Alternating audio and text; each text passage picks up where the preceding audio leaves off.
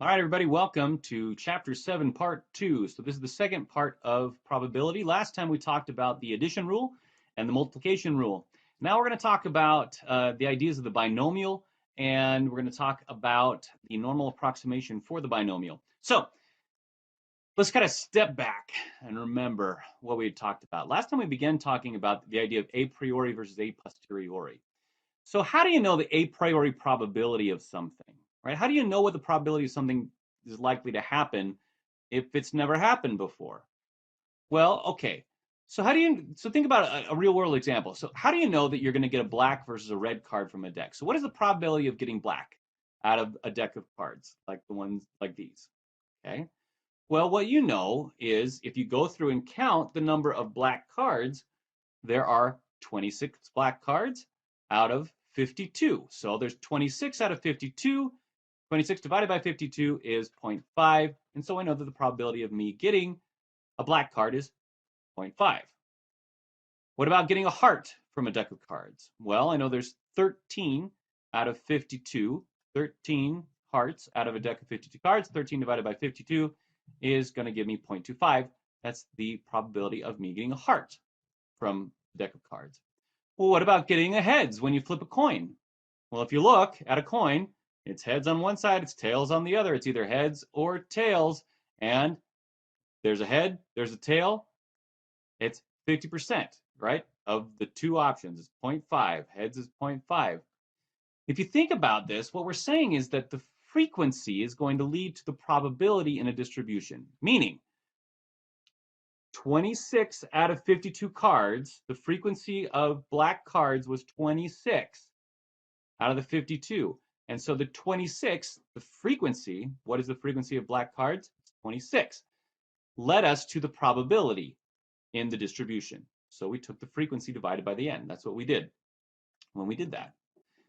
When a coin flip, you have 50-50, right? It's one or the other. The frequency of, on a coin, the frequency of heads is 1, and the frequency of tails is 1, and those are two options. So the frequency of heads, 1, divided by the total number of options, 2, is 0.5, right? Okay, so what we need to talk about now is a special case of the probability, which we call the binomial. Remember, bi means two, and specifically, let's talk about that coin flip idea. A binomial is when there are two options, two outcomes, and those two outcomes are mutually exclusive and they're exhaustive. So if you think about it, when you flip a coin, you can either get heads or tails. You can't get both heads and tails simultaneously. So it's not going to land on its side. That's not going to happen. So if it's a totally fair coin, it's going to be heads or it's going to be tails. Those are mutually exclusive. It's one or the other. Mutually exclusive means it's one or the other, can't be both. All right. It's exhaustive as well. Exhaustive means that those are all the possible options. So a binomial means there's two options that are both mutually exclusive and exhaustive. That's a binomial. So for example, getting a red or a black card in a deck of cards is also a binomial because there's two options, red or black, and that's exhaustive. There's nothing else. You can either get red or you can get black. There's no other options. All right. A binomial then has those two options, like a coin flip. When we talk about binomial, the probability of one option is P, and the probability of the other option is Q. And remember, there's only two options, so it's either P or it's Q. Those are the only other options. So for example, if I want to know what's the probability of me getting heads, then P would be the probability of getting heads, 0.5. Q would be the probability of getting tails, also 0.5. All right. So what we know, though, is that we can calculate the probability of these things happening depending on the number of events that are going on. Now, what are you talking about? I'm talking about, let's say that I flip a coin 10 times. I'm going to flip a coin 10 times. What is the probability that I would get 5 out of 10 flips to be heads? Well, we can figure out the probability of that. We can also figure out the probability of 1 out of 10 flips being heads, or 0 out of 10 flips being heads, or 8 or more of the 10 flips being out of heads, right? The binomial allows us to figure out not only the probability of one event, one coin flip, the probability of n coin flips, n events. So let's take a look at this. So this website is a table of the binomial. I know you love tables so much. So let's go ahead and look at the table for the binomial. This is what the table looks like, but we're actually looking for n, meaning n is the number of events that we're talking about. So in this case, we're looking for n of 10. So I'm going to change. And you look here, we got the n of 9. So this is all n of 9. And this is n of 10. So let's put n of 10 up at the top right here. N of 10. Okay? All right. Now, this top line, this row right here, this represents the probability of p. Okay, this is p, the probability of one thing happening in the binomial. So for example, if the binomial we're talking about is a coin flip, the probability of heads would be p, and the probability of heads is 0.5. All right, does that make sense? Now, x is the number of times heads comes up out of the 10 times. Remember, the total number of flips is going to be 10. N is going to be 10. X means, all right, if we flip the coin 10 times, then this is 0 heads, 1 heads, 2 heads, 3 heads, 4 heads, 5 heads, etc. So this is the a priori probability the heads is going to show up, 0.5, right? And in any given flip, it's a 0.5 chance. What this is saying is, what is the probability of exactly 5 times of me getting heads? So this number right here, let's see if I can mark it. If I get this to do a markup, let's see. Sometimes it'll let me do it and sometimes it won't. So what we're gonna do is, I don't think it's gonna let me do it. That's too bad. All right. So what we're going to do is we're going to look right here. This is the probability of getting exactly 5 out of 10 flips to be heads. If the probability of any one coin flip is 0.5, if the a priori probability is 0.5, then the probability of getting 5 out of 10, exactly 5 out of 10, exactly 5 out of 10, not 4 out of 10, not 6 out of 10, exactly 5 out of 10 of those to be heads, the probability of that happening is 0.246094. Okay? So this is saying n is the number of coin flips, the number of events. X is out of 10, how many of those are p, meaning in this case, p is going to be heads. So this would say exactly 5 out of 10 flips would end up with heads. Well, what's the probability of any one of those flips being heads? Well, a priori, we know that it's 0.5. So this then, this row, this is the probability that exactly 5 out of 10 coin flips end up being heads. 0.246. Now, when you look at this, you can also ask other questions like, what is the probability that 8 or more coin flips out of 10, 8 or more is going to end up being heads? So what we would do in that case, well, heads or tails, the probability of that happening a priori is 0.5. So the probability of exactly 8 out of 10 being heads is 0.043945. The probability of exactly 9 out of 10 being heads is 0.009766. The probability of exactly 10 out of 10 being heads is 0.000977. And so if I want to know what is the probability of 8 or more out of 10 flips being heads, then I add up. 0.04, I gotta get my calculator out here, and we'll help it out. So what we're going to do is we're going to add up the probability of 8, the probability of exactly 9, and the probability of 10. So 0.043945 plus the probability of exactly 9 being heads, and that's this one right here, 0.009766 plus the probability of exactly 10 being heads, 0.000977 equals 0.054688. So the probability of 8 or more out of 10 being heads, 8 or more of the flips out of 10 being heads, is 0.054688. That is the probability of 8 plus the probability of 9 plus the probability of 10. That's how we figure out the probability of a binomial. This, what you see right here, everything in this column, let's see if by any chance it's going to work. It's not going to work. Okay.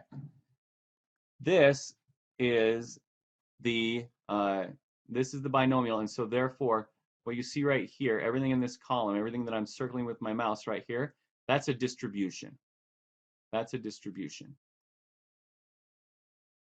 The y-axis would be the probability of it happening.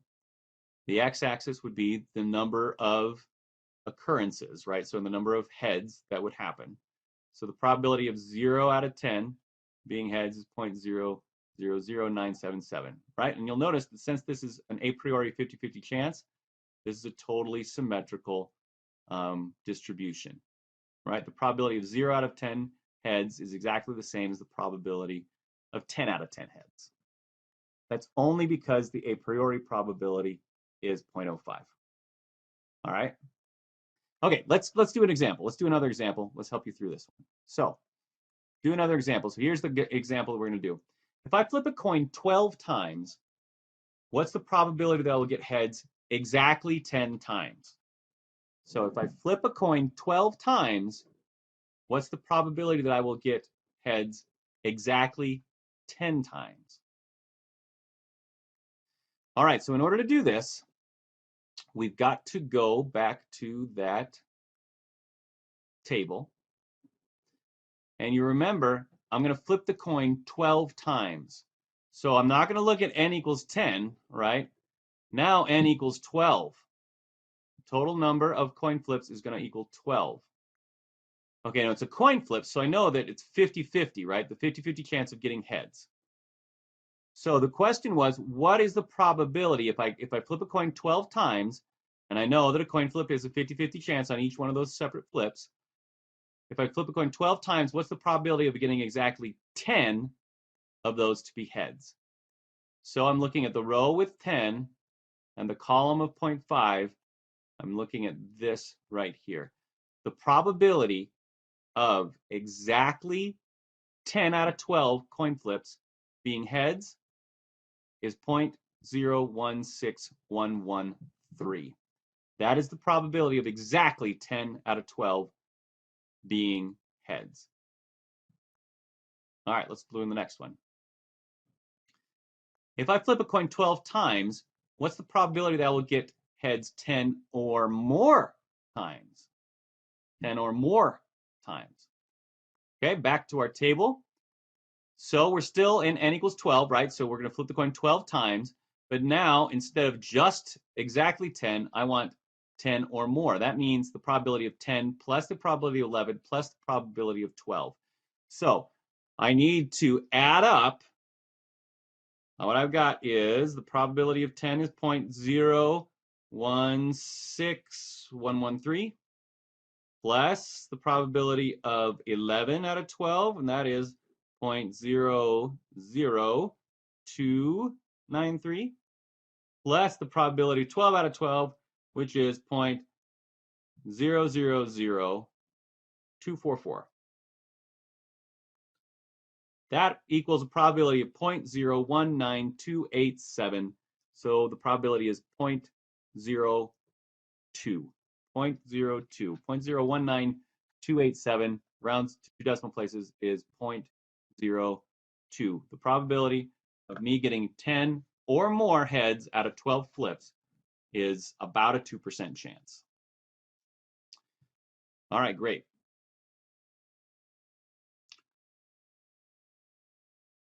Now, we need to talk about something called the normal approximation for binomials. Because you remember how I told you that the table that we were looking at is really just a distribution? Well, the normal curve is a distribution. And it turns out that the bigger the number you get, the bigger the n, right? The bigger the number of coin flips that you get, the closer the binomial gets to the normal curve. They start to become basically the same thing. So let me show you what I mean with this. So let me just remind you where we were at with the table. So what I'm saying is that, remember I said that this 0.5 is just a distribution, right? So all of these scores, so this, everything in this column, everything in this 0.5 column, in this 12, that's a distribution. And if you remember, it's symmetrical as well. 0.000244, that's the probability of getting 0 out of 12 coin flips to be heads.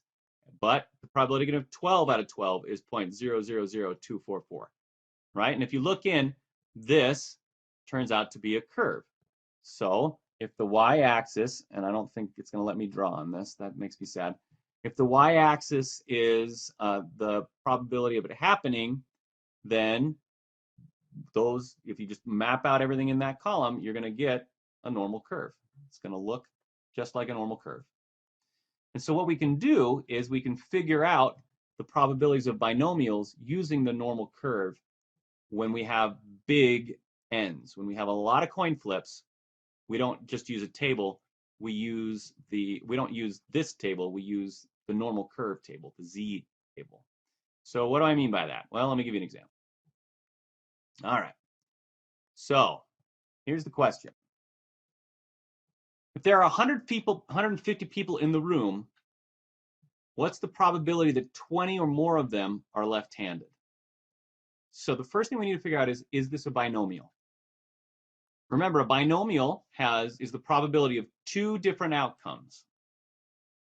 Those 2 different outcomes have to be mutually exclusive and exhaustive. So right here, what are the 2 outcomes? Well, one outcome is left-handed, and the other outcome is right-handed. And those are my only 2 options. I'm not talking to anybody who's ambidextrous. You're either one or the other, according to this question. You're left-handed or you are right-handed. Those are your only 2 options. Left-handed or right-handed. Got it? Are they mutually exclusive? Yes, they are, because you're either one or the other. Are they exhaustive?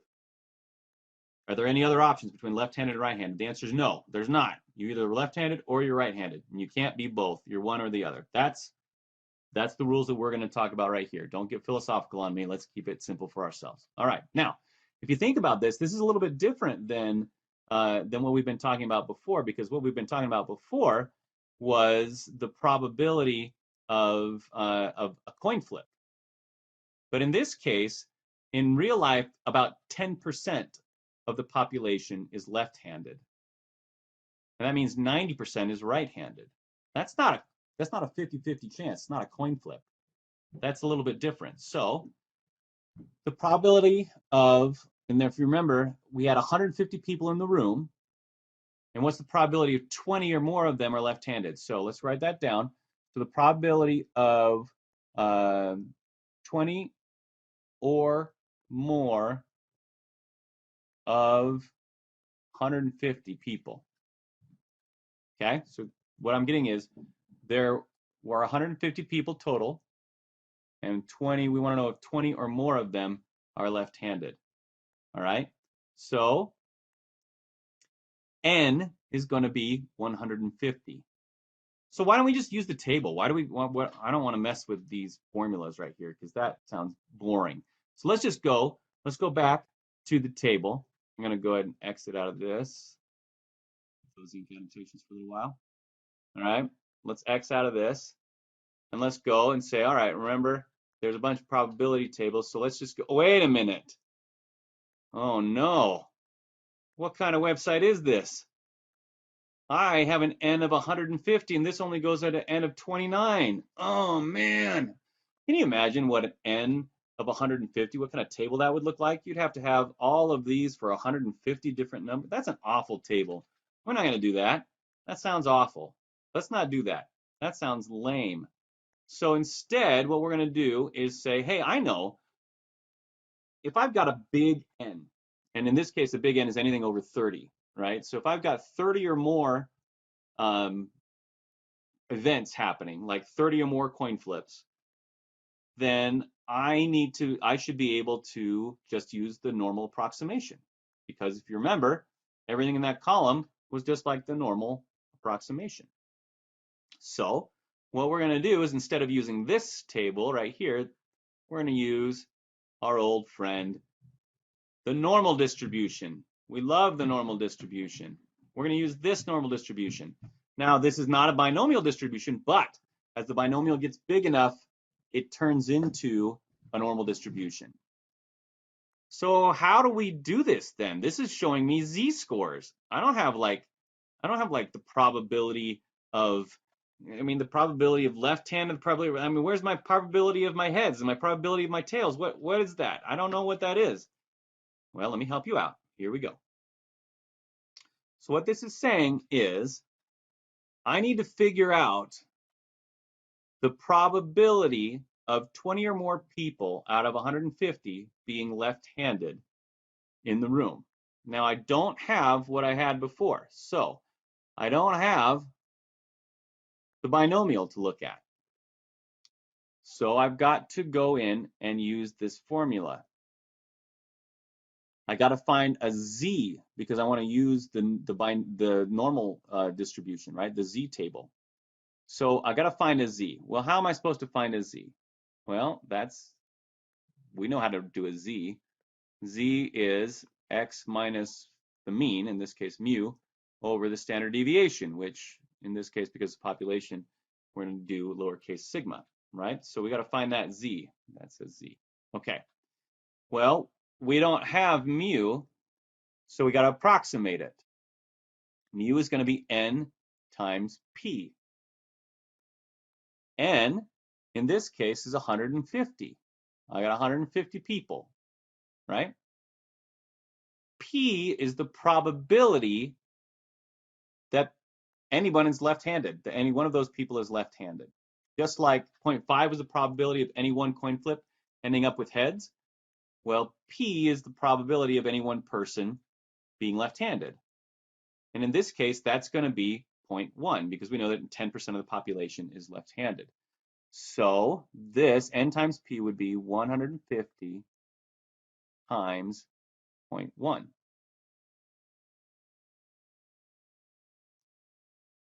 Come on, 150. There it is, 150 times 0.1. All right, can you do your math? Do you know that this is going to be 50? You can use your calculator and it'll tell you what it is, but 150 times 0.1 is going to be 15 because it's 10%. Anyway, fine, doesn't matter. That's 15. 15. Well, what about the standard deviation? Well, so wait a second. So let's go ahead and go back over here to the z thing, right? So z is x minus mu over the standard deviation, right? So in this case, instead of mu, we're going to use 15. The average, instead of the mean, is going to be 15. That's our approximation. So x, what is x? X is 20, right? What's the probability of 20 or more out of 150? So x is going to be 20. So we're going to do 20 minus 15. Where's my 20? There, 20 minus 15. And that equals 5. All right. So the top part of this is 20 minus 15. Okay. Now what about the bottom part? What about the standard deviation? Well, what we need to do then is n times p times q. Remember, p is the probability of one thing happening. Q is the probability of the other thing happening. So n times p times q means N, 150, because we have 150 people, times P, the probability of you being left-handed, that's 0.1, times Q. Well, if you're not left-handed, you're right-handed. And if the probability of being left-handed is 0.1, then the probability of being right-handed is 0.9, because they have to add up to 1. They're mutually exclusive and they're exhaustive, so they have to add up to 1. So we need the square root of 150, square root of 150, not gonna work, 150, you can't see the 1, 150 times 0.1 times 0.9. That's what we're doing right now. So 150 times 0.1, we already know that that's 15, times 0.9 is 13.5, and so we need the square root of 13.5, that is 3.674. So 3.674. So what we need is 5 divided by 3.674. All right, 5 divided by 3.674 is 1.36. So the z-score is, let's make sure this is right, come on, 1.36. How did we get there? N is 20. Sorry, I lied to you. N is 150, X is 20. And when we use that, N times the probability of what we want, probability of left-handed, so 150 times 0.1, that is going to be our average. So 20 minus 150 times 0.1, so 20 minus 15, divided by the square root of N times P times Q. N is 150, total number of people. P is the probability of being left-handed, 0.1. Q is the probability of being right-handed, 0.9. So when you do 150 times 0.1 times 0.9, you get 13.5. The square root of 13.5 is 3.674. That's going to replace our standard deviation. So 20 minus 15 divided by 3.674 is 1.36. So our z-score is 1.36. Now remember, the original question is, what's the probability that 20 or more out of 150 are going to be left-handed? So instead of looking at the binomial table, now what we're going to do is we are going to look at the normal distribution. This is not the binomial table, this is the normal distribution. And if you remember, the z-score that we calculated is 1.36. I actually forgot, so I had to look at it. 1.36. So I'm going to scroll down and I'm going to look for a z-score of, where is it? 1.36. There you are. 1.36. Now I want to know, what is the probability? That's not a very good line that I just drew. Let's try that again. What is the probability of 20 or more people out of 150 being left-handed? Remember, 1.36, that's a positive 1.36. So the smaller portion would be more people. The probability of 20 or more people being left-handed out of 150 people is 0.0869. 0.0869, so it's roughly a 9% chance that you're going to get 20 or more people out of 150 who are left-handed. That's what that means. Okay, so let's try one last problem. So I want to know, if you flip a coin 80 times, what is a problem that you will get 46 or more heads? Okay, so I'll kind of write down some of this piece of information for you. If I'm going to flip a coin 80 times, all right, I'm going to flip a coin 80 times, what's the probability that 46 or more of those are going to be heads? All right. When you see this, you say, all right, great. Well, what we're going to do is we're just look up this binomial table and we'll look for 80. Oh, no, look at this. Oh, no, it only goes up to 29. We can't look at the table. Oh, if only there was a way to figure this out. Oh, I know. Let's do the normal approximation. So we'll look at this table instead. Well, then how do we get a z-score out of this? Oh, gosh. Well, let's figure this out. So the way we do this is we need to use the normal approximation. That means we got to calculate a z-score, right? Z is x minus the mean. In this case, we'll say the mean is mu because we're talking about a population. It's a large number divided by the standard deviation. So z is x minus mu divided by the standard deviation. Okay, well, what do we have? Well, we have x. X equals 46 because we don't know 46 or more, right? So we got that. But what about the mean and the standard deviation? Well, we don't have those yet, so we got to use an approximation. So the mu, we're going to use n times p. Do we have n? Yes, we do. N equals 80. But what about p? Remember, this is coin flips, so the probability of getting heads is p. So p is going to be 0.5. All right, so n is 80 times 0.5. 80 times 0.5 is 40. Good? So instead of a normal mean, we're going to approximate the mean by saying n times p. 80 times 0.5 is 40. So the top part of this z-score, z is going to equal 46 minus 40. All right, well, what about the standard deviation? The standard deviation is going to be the square root of n times p times q. Well, we see n right there. N is 80. P is 0.5. Well, what's q? Q is the probability of tails coming up. Well, we already know what that is too. That's 0.5 as well. So n is 80 times 0.5 times 0.5, and we take the square root of that. So 80 times 0.5 is 40, times 0.5 is 20. So we need the square root of 20. And the square root of 20 is, whoops, sorry, I lost it. 20 square root is 4.4721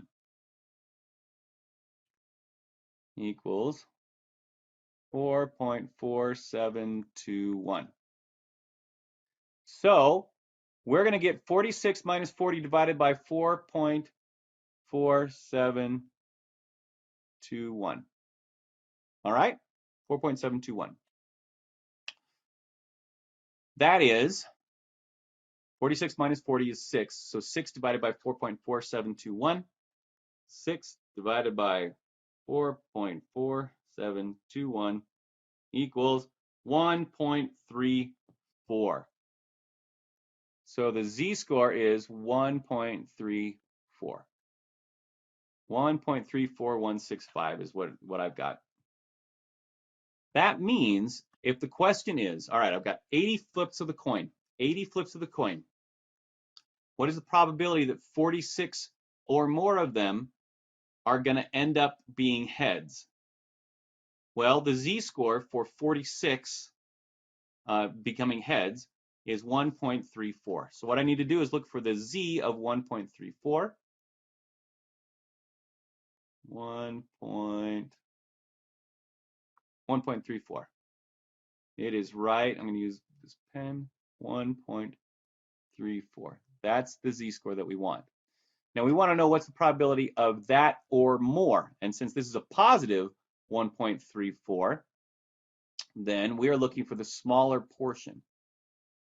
We're looking for the smaller portion because the smaller portion would be more than that. Remember, a positive z-score is above the mean, right?